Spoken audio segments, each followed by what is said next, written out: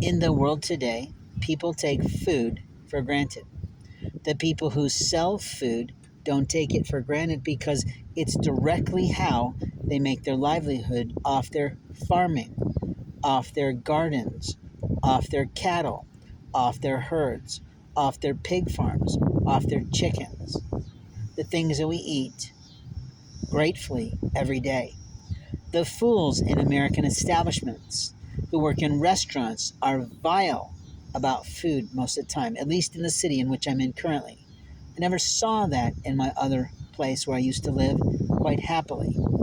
What I think is that we have to look at poverty and how people who come from poverty value food, but they don't honor food.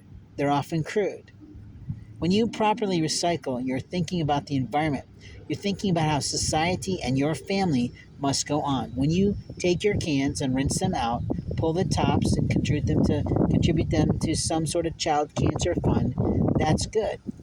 When you rinse out those cans and you crush them down, then our aluminum in the world can be repleted. I hope I used that word correctly. But the truth is, when we are putting things in the garbage that have some good, it's foolish.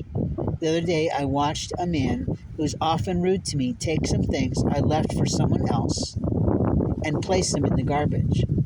Now, my question first was, did he make a decision on behalf of someone else in misrepresentation? Now, if the gentleman didn't want them anymore, that's okay. But then he should have been smarter because he's still working where he's working.